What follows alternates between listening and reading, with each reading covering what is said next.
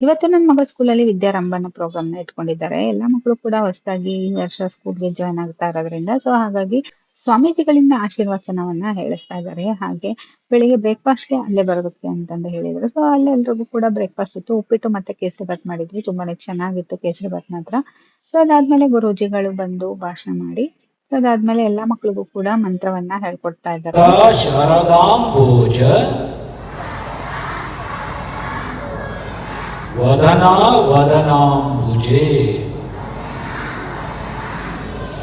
ಈ ಮಂತ್ರನ ಪ್ರತಿದಿನ 1 ಅಥವಾ 3 ಸತಿ ಮಕ್ಕಳು ಹೇಳ್ತಾ ಬರೋದ್ರಿಂದ ಸೊ ಅವ್ರಿಗೆ ಶಾರದೆ ಒಲಿತಾಳೆ ಅಂತಂದು ಗುರೂಜಿಗಳು ಹೇಳ್ತಾ ಇದ್ರು.